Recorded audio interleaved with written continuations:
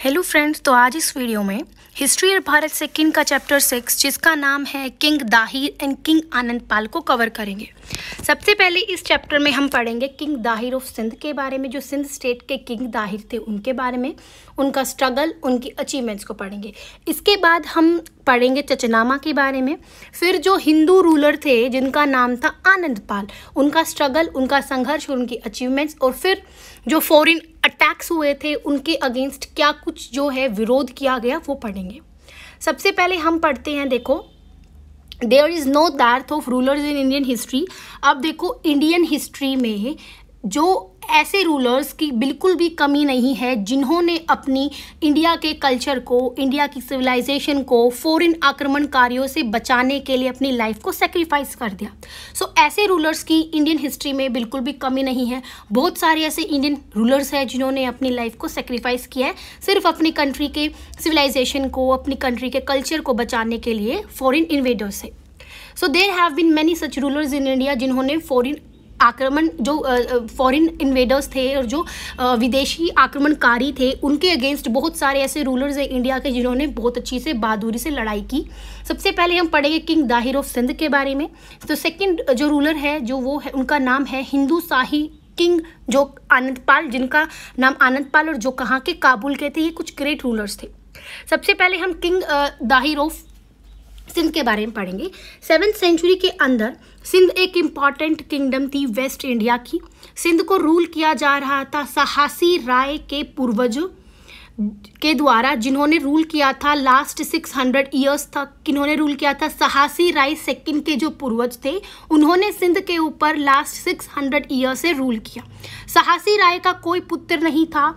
इसी वजह से क्या होता है, इनके ड्यूरिंग द रीन ऑफ साहसी राय के रूल के टाइम पर इनके वहाँ पर इनके दरबार में एक मिनिस्टर थे जिसका नाम था चच।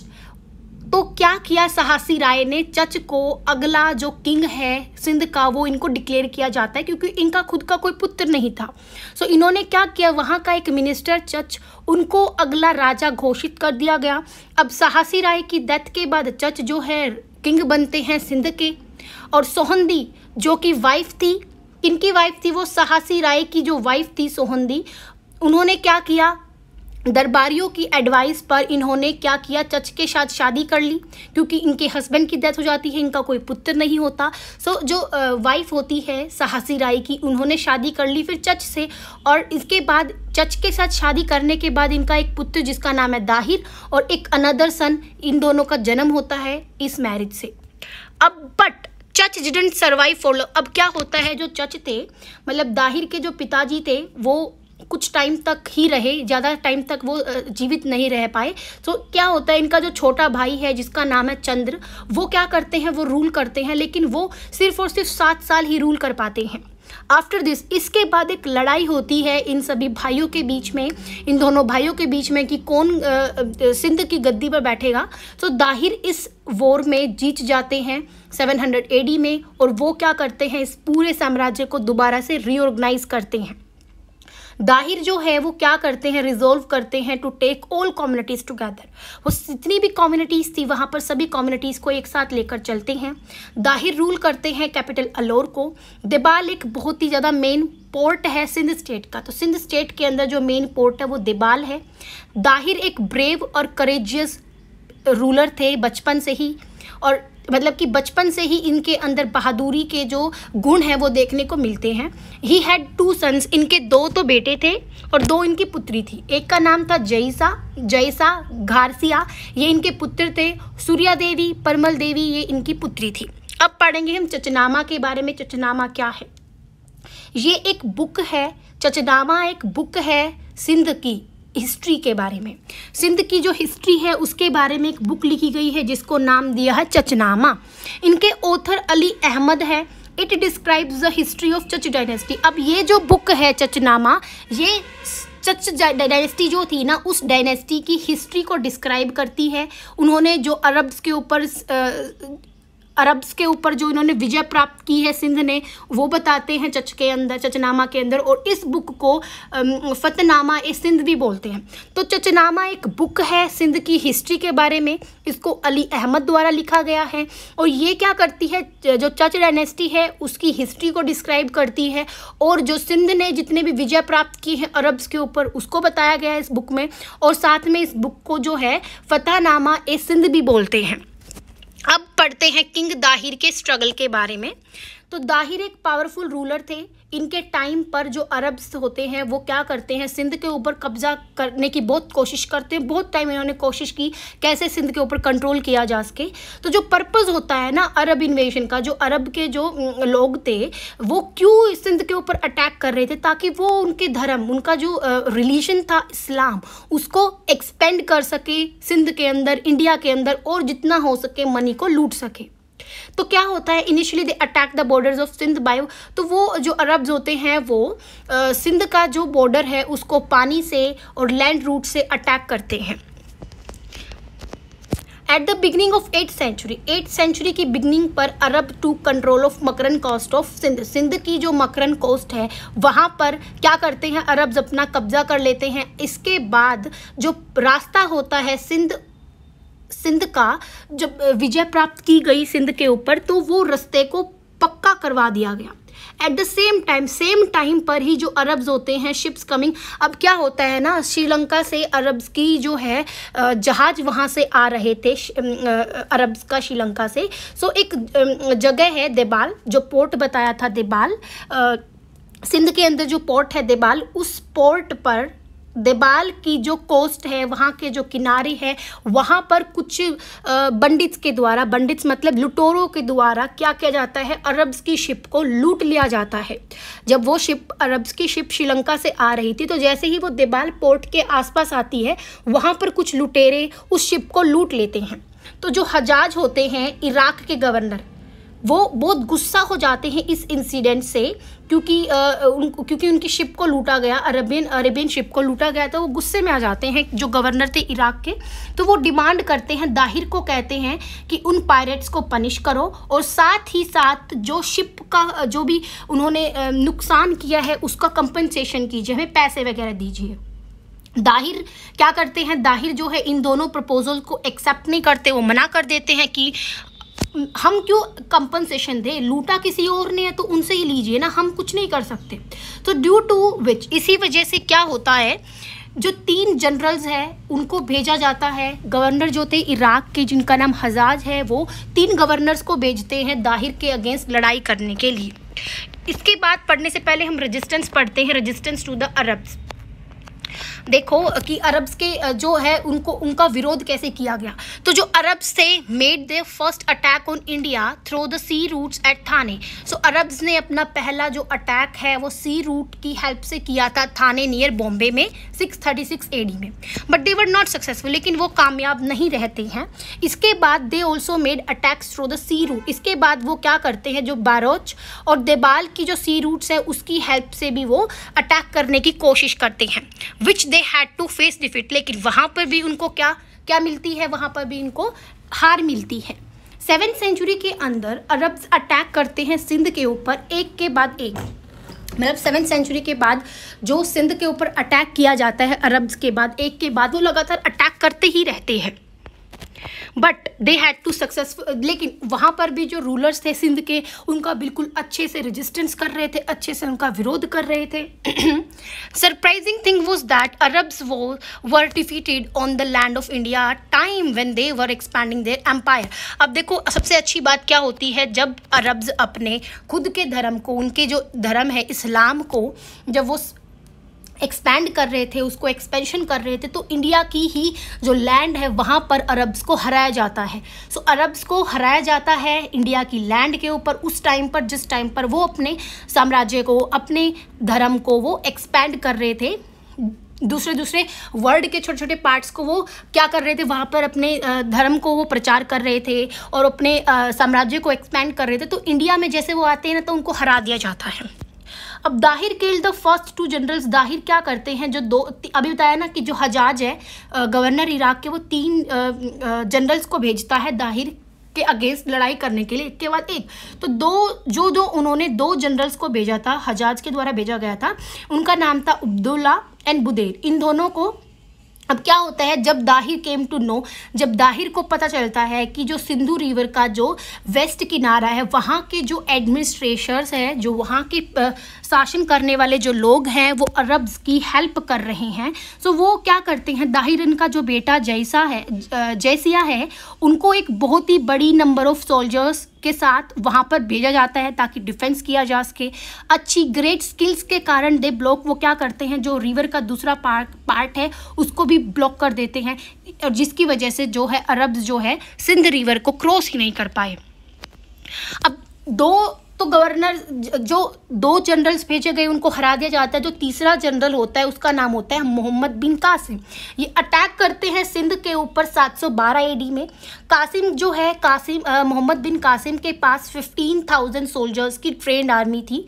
कासिम हेल्प भी लेते हैं on the banks of Makarand जो है उनके किनारों पर, वो बहुत सारे किंग जो है उनकी हेल्प भी लेते हैं।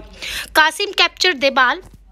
अब क्या होता है, कासिम कैप्चर करते हैं देबाल को, और जो 17 साल से ऊपर के जो लोग होते हैं उनको बहुत ही गंदी तरीके से मार दिया जाता है मोहम्मद बिन कासिम के द्वारा। 3 दिन तक देबाल के अंदर Muslim soldiers continue to disturbance create कर रहे थे, मुस्लिम सोल्जर्स 3 दिन तक। अब जो मस्जिदें हैं वो बनवाई जा रही थी टेम्पल्स को तुड़वा कर। कासिम क्या करते हैं, बहुत सारी मनी को लूटते हैं सिटी के अंदर से, और एक लार्ज नंबर ऑफ जो मैन होती हैं, वुमेन, बच्चे, इन सभी को दास बनाकर अपने साथ अपनी कंट्री ले जाते हैं। दाहिर फोर्ट विद 50,000 सोल्जर्स के साथ जो दाहिर है वो लड़ाई करते हैं एक प्लेस जिसका नाम है रावण। किंग दाहिर जो है मोहम्मद बिन कासिम के अगेंस्ट लड़ाई करते हैं। एट द बिगिनिंग, स्टार्टिंग में ऐसे ना होता है कि एक जना आगे चल रहा है, एक जना पीछे चल रहा है, मतलब एक का पलड़ा भारी है, दूसरे का पलड़ा भारी है। तो ऐसे क्या हो रहा था, कभी दाहिर आगे चल रहा था, कभी मोहम्मद बिन कासिम आगे चल रहा था। तो आफ्टरनून के बाद ये पता चलता है कि जो दाहिर की आर्मी बस जीतने ही वाली है, और अरब्स की आर्मी भागना शुरू कर देती है युद्ध भूमि से। लेकिन मोहम्मद बिन कासिम जो है बिल्कुल भी हिम्मत नहीं हारते हैं, वो अपने आप को प्रोत्साहित करते हैं, अपने सोल्जर्स को प्रोत्साहित करते हैं और अच्छे से लड़ाई करते हैं। एकदम से क्या होता है, जो दाहिर का जो एलिफेंट था ना, उसके ऊपर किसी ने तीर मार दिया इवनिंग के अंदर, और उनकी चेस्ट पे लग जाता है, जिसकी वजह से किंग दाहिर जो है मार दिया जाता है उनको 20 जून 1712 एडी में। जैसे कि वो अच्छे से बहादुरी से लड़ते लड़ते उनको मार दिया जाता है। अब इसके बाद देखो, after the death of Dahir की डेथ के बाद जो इनकी विडो थी जिसका नाम था Rani Bai, along with her 15,000 soldiers के साथ वो अरब के अगेंस्ट लड़ाई करती है किले के अंदर से ही, और उनके ऊपर मतलब कि जो अरब सोल्जर्स है उनके ऊपर बहुत ज़्यादा हैवी लॉस वो कर देती है, उनको बहुत ज़्यादा नुकसान कर देती है। किनकी वाइफ, दाहिर की वाइफ रानी बाई, फोर्ट के अंदर से ही लड़ रही होती है। But her resistance didn't last due to the limited, क्योंकि उनका जो विरोध कर रही थी, वो जो लड़ाई कर रही थी, वो ज़्यादा टाइम तक टिका नहीं रहता है, क्योंकि उनके पास सिर्फ लिमिटेड ही रिसोर्सेज थे। तो इसी वजह से वो अपनी लाइफ को सेक्रीफाइस कर देती है जोहर को कमिट कर कर। अब जोहर प्रथा क्या होती है, जब किसी रानी का जो राजा है, अगर ये दिखाई दिया जाता है कि युद्ध भूमि में उनके राजा को मार दिया जाता है, तो जो राजा की जो वाइफ होती है, जो रानी होती है, वो अपने आप को बचाने के लिए वो जोहर की प्रथा शुरू करते हैं, जिसमें वो आग जलाकर अपने आप को सेक्रीफाइस करते हैं। तो उन्होंने देखा इनके राजा की डेथ हो जाती है, इनके पास लिमिटेड रिसोर्स होने के कारण ये जोहर जो है वो कमिट करती है। दाहिर का जो बेटा है जैसिया, फोर्ट वो लास्ट तक लड़ाई करता है। इनकी जो 2 डॉटर्स थी जिसका नाम था सूर्या देवी, परमल देवी, उनको बंदी बनाकर मोहम्मद बिन कासिम के द्वारा कलीफ लेके जाया जाता है। अब ये क्या करती है, दाहिर की जो बेटियां हैं वो दोनों की दोनों ना एक डिप्लोमेसी करते, कूटनीति करती हैं, और वो ऐसे मतलब आरोप लगाती है मोहम्मद बिन कासिम के ऊपर, जिसकी वजह से मोहम्मद बिन कासिम को एग्जीक्यूट वहाँ से निकाल दिया जाता है खलीफा के द्वारा। जो सिंध रीजन है उसको ऑक्यूपाई किया जाता है, अरब्स उनके ऊपर कब्जा कर लेते हैं, और वहाँ के जो लोकल पीपल्स होते हैं उनको टॉर्चर करना वो शुरू कर देते हैं। इन सच अ सिचुएशन, इस सिचुएशन में Muslim rulers had to face rebellion there. अब मुस्लिम रूलर्स को वहाँ पर विद्रोह दोबारा से उनके अगेंस्ट विद्रोह करना शुरू हो जाता है। अब 715 एडी के बाद resistance against the Arabs again started in Sindh के अंदर अरब्स के अगेंस्ट फिर से विरोध शुरू हो जाता है। अरब जो है soon realise the policy of sword would not be success. अब जो है अरब्स ये कहते हैं कि जो तलवार वाली जो हमारी पॉलिसी है, मतलब लोगों को मार डालने वाली जो पॉलिसी है वो ज़्यादा सक्सेसफुल नहीं हो रही है। इसी वजह से हजाज क्या करते हैं, जो सिंध के पीपल है उनको अलाउ कर देते हैं, तुम अपनी जिस भी भगवान को तुम पूजा करना चाहते हो, आइडियल मतलब जिस भी मूर्ति की तुम वर्शिप करना चाहते हो तुम कर सकते हो बाय अलाउइंग देम टू। और उनको साथ में ये भी अलाउ कर दिया जाता है कि तुम अपने टेम्पल्स बनाओ और जिस भी भगवान की तुम्हें पूजा करनी है उसकी तुम पूजा करो। बट फॉर दिस, लेकिन इसके लिए उनको जजिया टैक्स मतलब कि जो नॉन मुस्लिम्स थे मतलब कि मोस्टली जो हिंदू सिख थे ये इनसे क्या कर रहे थे, टैक्स देना पड़ रहा था। मतलब कि मंदिर बनवाने के लिए, पूजा करने के लिए उनको टैक्स देना पड़ रहा है। ये इन्होंने इसलिए किया क्योंकि जो उनकी पॉलिसी थी लोगों को मार धारने वाली, अब वो कामयाब नहीं रही। अरब्स के अगेंस्ट इन्वेशन होने लगा, इनके अगेंस्ट रेजिस्टेंस होने लगा, विरोध होने लगा। इस वजह से इन्होंने प्लानिंग की कि तुम मंदिर बनवाओ और तुम अपनी पूजा करो और टैक्स पे कर दो। अब अरब्स जो है had to endure constant resistance from the rulers of Sindh from, अब जो रूलर्स थे सिंध के 636 एडी से लेकर 712 तक जो है रेजिस्टेंस शुरू हो जाता है। अब क्या करते थे, कन्वर्ट सिंध को 712 एडी में वो कब्जा कर लेते हैं after 75 years of failure. 75 year मतलब कि अरब्स ने 75 ईयर जो है सिंध के ऊपर कब्जा करने की कोशिश की थी, लेकिन even after this they continue to face resistance in India. लेकिन फिर भी अब देखो 75 ईयर उन्होंने इतनी कोशिश की कि कैसे ना कैसे करके सिंध के ऊपर कब्जा किया जा सके, लेकिन सिंध के रूलर्स इतने स्ट्रांग थे कि 636 एडी से लेकर 712 एडी तक उन्होंने कुछ नहीं होना दिया। लेकिन 712 एडी के बाद जो है क्या हो गया, सिंध के ऊपर कंट्रोल किया जाता है अरब्स के द्वारा and they could not enter other parts of India. अब इसके बाद हम सेकेंड रूलर के बारे में पढ़ेंगे जिसका नाम है हिंदू शाही रूलर आनंदपाल। अब देखो जो हिंदू शाही स्टेट थी, एक इम्पॉर्टेंट स्टेट थी नॉर्थ वेस्ट इंडिया के अंदर। हिंदू शाही डायनेस्टी जो है फाउंड की जाती है कालर के द्वारा 9th सेंचुरी के हाफ में। आनंदपाल जो एक पावरफुल रूलर थे इस डायनेस्टी के, इनका ये जो है he was the son of Jaipal, मतलब कि जो आनंदपाल थे ये जयपाल के बेटे थे। जयपाल जो कि कैपेबल और एक बहादुर रूलर था इस डायनेस्टी के, मतलब कि जो जयपाल है और वो इनके पिताजी थे और जो आनंदपाल है वो इनके पुत्र थे। अब इनका जो किंगडम था, इनका जो साम्राज्य था या इनकी जो स्टेट थी वो कहाँ तक फैली हुई थी, सिरहिंद से लेकर लगाम, कश्मीर, मुल्तान तक फैली हुई थी। इनकी कैपिटल का नाम वहिंद था। इनकी जो बाउंड्रीज थी इस स्टेट की वो चेनाब रिवर से लेकर हिंदूकुश माउंटेन्स तक फैली हुई थी। हिंदू शाही रूलर आनंदपाल की information about this state is found in the book called Rajatarangini. अब एक बुक है रजतारनेगी, इस बुक के अंदर ये सारी इंफॉर्मेशन मिलती है आनंदपाल के द्वारा, आनंदपाल की इनके स्टेट की जो सारी इंफॉर्मेशन इस बुक में मिलती है। अब in the end of 10th century, अब 10th सेंचुरी के एंड पर वंस अगेन जो है फिर से खतरा आ जाता है। जो विदेशी आक्रमणकारी थे इंडिया के ऊपर वो फिर से इंक्रीज हो जाता है कि फिर से खतरा आ जाता है कि लड़ाई दंगे शुरू हो जाते हैं। जब तर्क क्या करते हैं अपनी पावर को, गजनी कहाँ है, अफगानिस्तान के अंदर जब गजनी पावर में आता है तो एकदम से खतरा फिर से बढ़ जाता है इंडिया के लिए कि अब इंडिया के ऊपर फिर से अटैक होना शुरू हो जाएगा। टर्क्स जो थी एक बार्बरिक रेस थी सेंट्रल एशिया की जो कन्वर्टेड टू इस्लाम में बिलीव करती थी और जो अपने आप को इस्लाम में कन्वर्ट करती है। अल्फतिगिन जो है एक तुर्क चीफ्टेन है गजनी के अंदर और इस्टेब्लिश करते हैं अपने किंगडम को 962 एडी में। जो रूलर्स होते हैं इस स्टेट के वो क्या कर देते हैं, वो खतरा बन जाते हैं इंडिया के लिए। इंडियन टेरिटरी जो बॉर्डर करती है गजनी स्टेट को और उसको रूल कर रहे थे उस टाइम पर Hindu Shahi ruler Anandpal.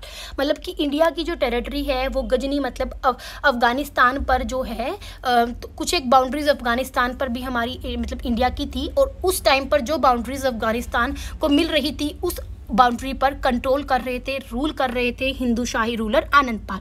So there was enmity, उस टाइम पर एनमिटी थी, मतलब between the ruler of Ghazni का जो रूलर है सुबुक्तागिन, इनके बीच में, और हिंदू शाही रूलर जो जयपाल है, जयपाल मतलब आनंद पाल के जो पिता है, तो जयपाल और सुबुक्तागिन के बीच में जो है आपस में एनिमिटी थी, लड़ाई दंगे चल रहे थे, आपस में दुश्मन थे। सो इन 986 AD में जयपाल अटैक करते हैं गजनी पर एक बड़ी आर्मी के साथ। एक भयानक बैटल होती है दोनों के बीच में, लमगान एक जगह है, वहाँ पर इन दोनों के बीच में एक लड़ाई होती है। But when the battle was going on, जब बैटल चल रही थी तो एकदम से क्या आता है, एकदम से तूफान आ जाता है, जिसकी वजह से जयपाल हार जाता है। तो स्टॉर्म की वजह से जयपाल की आर्मी ट्रबल में फंस जाती है, मुसीबत में फंस जाती है। बीइंग कॉम्पेल्ड, जयपाल को क्या करना पड़ता है, तर्क्स के साथ एक ट्रीटी साइन करनी पड़ती है, और इस ट्रीटी से जयपाल बहुत ज़्यादा अपसेट हो जाते हैं, क्योंकि वही अगर स्टॉर्म नहीं आता तो क्या पता जयपाल जीत जाते।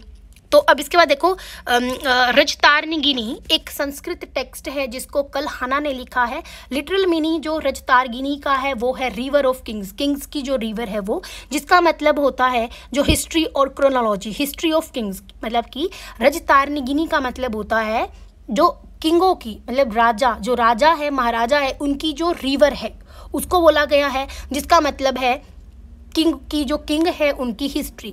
It is a form of poetry, एक पोइट्री का फॉर्म थी, ये डिस्क्राइब करती है कश्मीर की हिस्ट्री को, जब which starts with the Mahabharata period, जो कि जब महाभारत पीरियड से स्टार्ट होती है, तो उस टाइम पर हिस्ट्री बताती है ये कश्मीर की। अभी हमने किया कि जयपाल को ट्रीटी करनी पड़ती है, तूफान आ जाता है इसकी वजह से। आफ्टर कुछ टाइम बाद जयपाल को इन्फॉर्मेशन मिलती है कि सुबुक्तागिन जो है वो अबाउट टू अटैक, उसको अटैक करने वाला है जयपाल को। तो जयपाल जो है हेल्प लेता है रूलर्स ऑफ कलिंजर, कनौज, अजमेर, ताकि वो इस फॉरेन इन्वेडर्स, मतलब कि जो सुबुक्तागिन है, इसके अगेंस्ट लड़ाई कर सके, अच्छे से हेल्प मिल सके, तो वो और जो रूलर्स हैं उनकी हेल्प लेता है। All these rulers sent the armies को वो भेजते हैं ताकि इस इन्वेजन को, इस आक्रमण को रोका जा सके। अब एक बैटल होती है जिसका नाम है, वही सेम प्लेस जहां पर पहले बैटल हुई थी, लमगान, सेम वहीं पर एक बैटल होती है, लेकिन जो जयपाल की आर्मी होती है इसमें वो फिर से हार जाती है, सक्सेस नहीं मिलती है। अब देखो, सुबुक्तागिन की डेथ के बाद इसका जो बेटा है मोहम्मद ऑफ गजनी, वो रूलर बनते हैं 997 AD में। मोहम्मद एक स्टॉन्ट मुस्लिम थे, मतलब एक कट्टर मुस्लिम थे। ये अटैक करते हैं इंडिया के ऊपर 17 बार, ताकि अपने धर्म, इनका जो रिलीजन है इस्लाम को स्प्रेड कर सके, और इंडिया की जो वेल्थ है, इंडिया का जो पैसा है, इसको क्या कर सके, लूट सके। तो वो 17 बार इंडिया पर अटैक करते हैं। After being defeated by Turkish invader Mohammad Ghazni, Jaipal, अब देखो जैसे ही जयपाल को पता चलता है, मतलब जयपाल हार जाते हैं मोहम्मद ऑफ गजनी के द्वारा, तो जयपाल जो है सुसाइड कमिट करते हैं एकदम से, वो फायर के अंदर जंप कर जाते हैं 101 AD में। आफ्टर जयपाल की डेथ के बाद अब उनका बेटा आनंद पाल जो है रूल करते हैं 101 से लेकर 110 AD तक।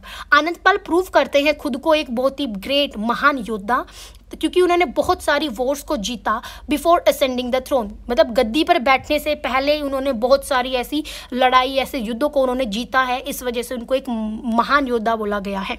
आनंद पाल एक्सपेंड करते हैं अपने राज्य को, जो इनके पिताजी ने लिया था, मतलब जो इनके पिताजी के द्वारा राज्य इनके पिताजी के कंट्रोल में था, उन राज्य को अब आनंद पाल ने अपने कब्जे में कर लिया है, लाहौर को कनकर करके, लाहौर पर कब्जा करके। अब आनंद पाल चेंज करते हैं अपनी कैपिटल उधमपुर ओहिंद को एक सिटी जिसका नाम है Nalanda, near the banks of river Jhelum. Jhelum जो रिवर है, इसके किनारों पर एक जगह है नंदना। तो नंदना, ये अपनी कैपिटल का नाम रखते हैं नंदना, क्या ओहिंद से नंदना ये नाम रखते हैं।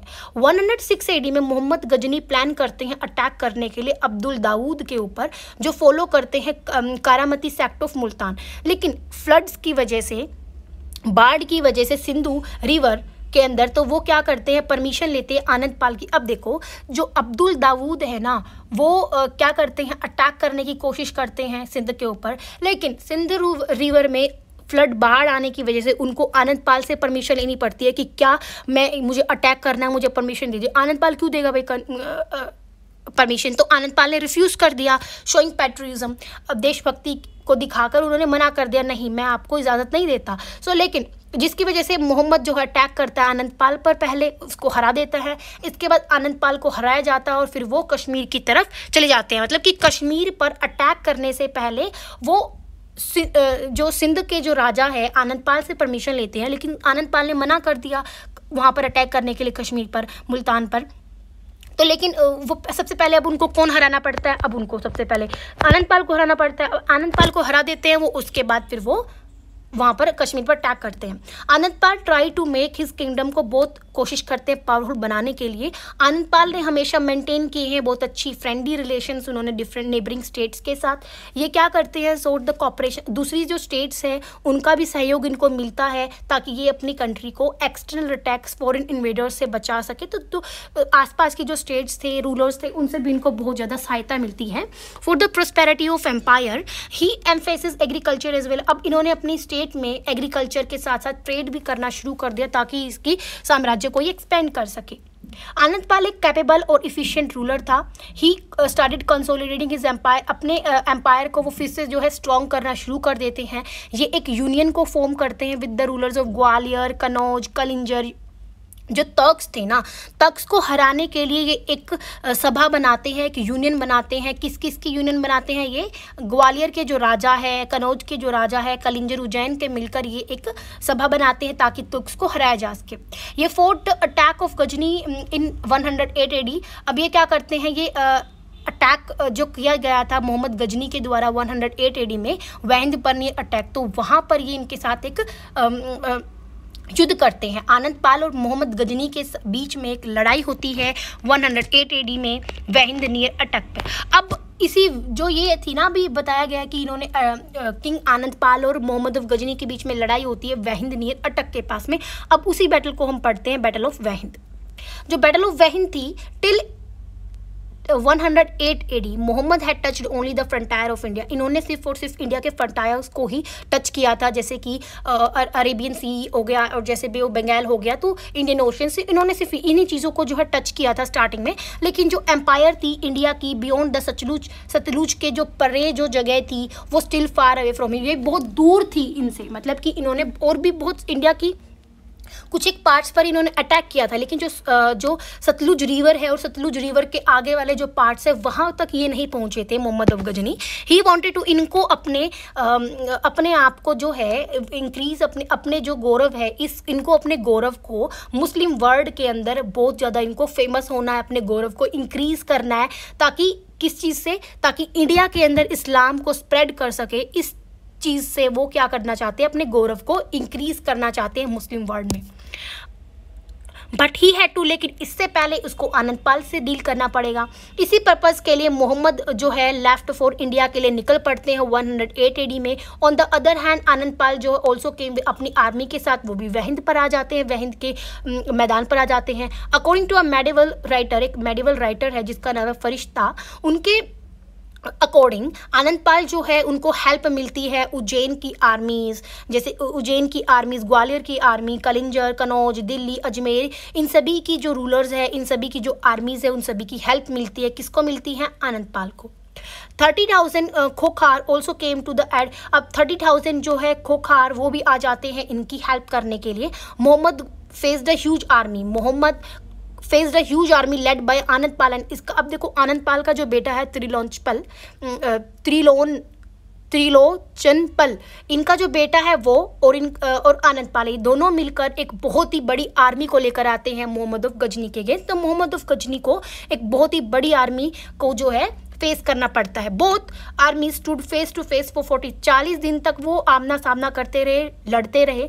During this Mohammad army made a defence by digging trenches. अब देखो, मोहम्मद गजनी की जो आर्मीज थी, उन्होंने क्या किया, उनको इतना स्ट्रॉन्ग थी इनकी आर्मी, आनंदपाल की और इनके बेटे की आर्मी की, जो मोहम्मद की आर्मी थी उनको जो है गड्ढे खोदने पड़े अपनी जानों को बचाने के लिए। अब जो ब्रेव सोल्जर्स थे, put 5,000 Turkish soldiers to the, अब जो ब्रेव सोल्जर्स थे उन्होंने तुर्किश मतलब तर्क्स के जो 5,000 जो सोल्जर्स थे उनको मार दिया जाता है आनंदपाल के द्वारा। और आनंदपाल की जो विक्ट्री वो देखने को मिलती थी कि हाँ जीतने वाले हैं आनंदपाल। लेकिन एकदम से जो आनंदपाल का एलिफेंट था उनको हर्ट किया जाता है, उनके ऊपर जो है उनके ऊपर भी तीर वगैरह मार दिया जाता है, जिसकी वजह से वो वहाँ से भाग जाता है। मतलब आनंद पाल का जो हाथी है वो वहाँ से भाग जाता है रणभूमि से। और सीइंग द किंग, सबको ये लगता है कि देखो किंग तो वहीं थे, लेकिन किंग का जो हाथी है वो भाग जाता है, जिसकी वजह से ये लगता है कि सबको कि जो किंग है वो भाग गए, और इसी वजह से एक भागदौड़ बच जाती है पूरी की पूरी आर्मी में, जिसकी वजह से आनंद पाल की जो जीत थी वो एकदम से हार में बदल जाती है। अब मोहम्मद ऑफ गजनी जो है मूव स्विफ्टली, एंड अब मोहम्मद ऑफ गजनी क्या करते हैं, धीरे धीरे जो है नागरकोट की तरफ बढ़ना शुरू कर देते हैं और अपनी जो रूल है उसको वहां पर स्टैब्लिश करने की कोशिश करते हैं। और अब 3 दिन तो भयानक बैटल होती है, सो मच मनी, बहुत ज़्यादा जो मनी है वो लूट ली जाती है नागरकोट के अंदर, और जितने भी वहाँ पर कैमल थे ना, उन कैमल के ऊपर सारे जो मनी वहाँ पर थी, जितना भी उन्होंने सामान लूटा ना, उनके ऊपर लोड किया जाता है, और वो वहाँ से रिमेनिंग मनी जो बची हुई कुछ ही मनी थी ना जो छोड़ के गए थे, वो वहाँ के ऑफिसर्स के बीच में डिस्ट्रीब्यूट करके, और कैमल्स के ऊपर बहुत सारा सामान, उनको ना बहुत सारी जो वैल्यूएबल गोल्ड हो गया, गोल्ड के कॉइन्स हो गए, या फिर कुछ प्रीशियस जो सामान था, या फिर silver pearls and beautiful clothes, ये सबको वो कैमल्स के ऊपर लोड करके अपने साथ ले जाते हैं। आनंद पाल एक ग्रेट रूलर थे नॉर्थ वेस्ट इंडिया के, ये लव करते हैं अपने साम्राज्य को, बहुत प्यार करते हैं। He couldn't bear the attack, ये बिल्कुल भी इन्होंने जो है मोहम्मद ऑफ गजनी के जो अटैक्स थे उनको सहन नहीं कर पाए, अनमर्सीलेस, और जो वो लोगों को मार रहे थे उनको भी ये सहन नहीं कर पाए, और जो ये लूट रहे थे इनोसेंट पीपल्स को, ये इन सभी चीज़ों को बिल्कुल भी क्या है सहन नहीं कर पाए। इसीलिए 1 साल बाद वो क्या करते हैं, अपनी कैपिटल नंदना में उनकी डेथ हो जाती है, डाइड, मर जाते हैं वो। आनंद पाल का जो स्ट्रगल है वो कंटिन्यू टिल 1026 AD तक इनका जो है स्ट्रगल जो है कंटिन्यू रहता है, और फिर इनके बाद बाय हिज सन, इनके सन के द्वारा त्रिलोचनपाल, और फिर इनका जो ग्रैंडसन है भीमपाल, तो भीमपाल और इनका जो सन है इनके द्वारा 1026 AD तक जो आनंद पाल का स्ट्रगल है वो कंटिन्यू रखा जाता है। Beside him Chandel king Vidyadhar also offer strong resistance. अब देखो एक चंदेल किंग है विद्याधर के, वो भी क्या करते हैं, मोहम्मद इन कलिंजर और ग्वालियर में जब मोहम्मद गए थे वहाँ पर जो ये चंदेल किंग है ये भी बहुत अच्छा इनका स्ट्रॉन्ग वहाँ पर विरोध किया जाता है। Did you know 1025 AD Mohammad attack करते हैं सोमनाथ के टेंपल पर, 50,000 हिंदू को मारकर जो प्रोटेक्ट कर रहे थे टेंपल को, मतलब जब ये अटैक कर रहे थे टेंपल के ऊपर, सोमनाथ टेंपल के ऊपर, तो 50,000 जो हिंदू थे वो प्रोटेक्ट कर रहे थे, उन सभी को मार दिया जाता है मोहम्मद ऑफ गजनी के द्वारा। वहाँ से ये जो है diamonds, money, jewels, gold, silver को वहाँ से लूट कर लेके जाते हैं। देन इसके बाद देखते हैं कि जो seeing the preparations of the ruler of Gujarat का एक रूलर, एक वहाँ का जो एक राजा जिसका नाम था भीमवन, वो देखते हैं कि जो भीमवन है ना ये क्या करते हैं, ये वहाँ पर प्रिपरेशन कर रहे हैं इनको यहाँ से ना जाने के लिए। इसी वजह से गजनी क्या करते हैं, अपने रूट को बदल लेते हैं, इसको पहले पता चल जाता है। सो मिन्हास उस सुराज हैज़ रिटन, लिखते हैं that a king guide diverted Mohammad armies, कि एक गाइड है जिसने मोहम्मद की आर्मी को क्या कर दिया, उनको डाइवर्ट कर दिया, उनको उनकी जो जगह थी जो जा रहे थे उनको डाइवर्ट कर दिया, और जिसकी वजह से वो डेजर्ट ऑफ कच्छ में वहाँ पर वो गुम हो जाते हैं। और on this route Mohammad army suffered, और इस जैसे कि अभी बोला ना कि एक बुक ने मोहम्मद की जो आर्मी है उसके रास्ते को डाइवर्ट कर दिया, तो वो वहाँ से डेजर्ट ऑफ कच्छ में चले जाते हैं। जैसे ही वो अपने रास्ते को बदलते हैं ना तो उनको बहुत हैवी लॉस करना पड़ता है वहाँ पर। अब इसके बाद in addition to the Hindu Shahi ruler, अब हिंदू शाही किंगडम जो थे, इनके अलावा जो मोहम्मद गजनी अटैक करते हैं Bhera, Multan and Nagarkot and return to, फिर गजनी में जाते हैं। मतलब कि ये नहीं है कि इन्होंने सिर्फ सिंध को और हिंदू शाही किंगडम को ही इन्होंने लूटा, नहीं, इन्होंने भेरा, मुल्तान, नागरकोट को भी लूटा, और फिर अपने जगह अपनी जो कंट्री है गजनी चले जाते हैं लूटने के बाद एक lot of money. Mohammad of Ghazni जो है अटैक करते हैं, थानेश्वर को भी अटैक करते हैं, जो कि एक पवित्र जगह थी हिंदुओं के लिए। जो फेमस टेम्पल है चक्र स्वामी वो भी लोकेटेड वहीं पर स्थित था। मोहम्मद नॉट ओनली वहाँ पर उन्होंने सिर्फ चक्र स्वामी टेम्पल को लूटा ही नहीं, लेकिन प्रॉपर्टी बट ऑल्सो वहाँ की जो मूर्तियाँ थी, चक्र स्वामी टेम्पल को लूटा ही नहीं, इनकी मूर्ति को भी इन्होंने बहुत तहस नहस कर दिया, तो टेम्पल को तोड़ दिया। Mohammad of Ghazni also attack by Mathura को भी अटैक करते हैं मोहम्मद गजनी, जो कि हमारे लिए दूसरी जो अनदर पवित्र जगह है हिंदुओं के लिए। हेयर टू, वहाँ पर भी इन्होंने क्या किया है, लूट पार्टी नहीं की इन्होंने वहाँ पर, लेकिन प्रॉपर्टी को भी बहुत लॉस उन्होंने पहुँचाया, और जो लॉर्ड केशव की जो मूर्ति है उनका भी बहुत अपमान इन्होंने किया। वहाँ पर ही वहाँ पर इनको जो है 30 मन ऑफ गोल्ड मिलता है, 2 प्रीशियस जेम्स मिलते हैं, 50 safaris from the temple of Mathura से इतना सारा सामान इनको मिलता है, और फ्रॉम नागरकोट, और नागरकोट से ये जो है 7 लाख गोल्ड दिनार्स को रोप करके जाते हैं, वहाँ से लूट कर जाते हैं, और 200 मंस ऑफ गोल्ड लेकर जाते हैं, 2000 मंस ऑफ सिल्वर लेकर जाते हैं, और 20 मंस ऑफ डायमंड वो वहाँ से लेकर जाते हैं नागरकोट से। सो इन्होंने सिर्फ और सिर्फ हिंदू शाही किंगडम और सिंध को ही नहीं लूटा, इन्होंने भेरा, मुल्तान, नागरकोट, मथुरा, और फिर मथुरा और इसके बाद जो है नागरकोट को भी इन्होंने लूटा है। अब इसके बाद देखो, नॉट ओनली पब्लिक मनी ही नहीं, बट इंडिया का जो आर्ट एंड कल्चर है उसको भी इन्होंने डैमेज किया है अपने आक्रमण से। वट एवर सिटी मोहम्मद, जिस भी सिटी मोहम्मद ने अटैक किया है उस सिटी को इन्होंने डिस्ट्रॉय भी किया है। ही डिस्ट्रॉयड, इन्होंने क्या किया है, जो अच्छे अच्छे एग्जाम्पल्स थे आर्ट के, टेम्पल्स, जो टेम्पल एक एग्जाम्पल था आर्ट का, उसको भी इन्होंने बहुत ही गंदी तरीके से तहस नहस कर दिया, डिस्ट्रॉय कर दिया। By destroying the temple of Mathura के टेम्पल को डिस्ट्रॉय करने के बाद नागरकोट, कुरुक्षेत्र, सोमनाथ, इन सभी के टेम्पल्स को उन्होंने डिस्ट्रॉय कर दिया, जो कि इंडिया के लिए एक बहुत ही अच्छी एक knowledge of art and culture थी इंडिया के लिए। फॉर सेवरल, बहुत सारी सेंचुरी से एक अच्छा आर्ट थी इंडिया के लिए। मोहम्मद गजनी हार्म इंडिया की वेल्थ को ही आर्म करते हैं, हार्म किया इन्होंने, नुकसान, इंडिया की वेल्थ को भी इन्होंने नुकसान पहुंचाया, और साथ में इन्होंने इंडिया के कल्चर को भी नुकसान पहुंचाया। ही एनस्लेव्ड अ लार्ज नंबर, और इन्होंने बहुत ज़्यादा मैन, वुमेन एंड चिल्ड्रन को भी अपने साथ बंदी बनाकर लेके गए हैं। मोहम्मद का जो इन्वेजन है, इंस्टिल्ड हेटर्ड, तो जो मोहम्मद ने जो अटैक किया था, इसकी वजह से हिंदूज़ के मन में इस्लाम के प्रति जो है नफ़रत शुरू हो जाती है। तो जो चैप्टर है जिसका नाम है king Dahir and king Anandpal, class 7th का चैप्टर 6, ये कंप्लीट होता है। चैनल को सब्सक्राइब करना ना भूलिए, वीडियो को लाइक और शेयर ज़रूर करें। Thank you.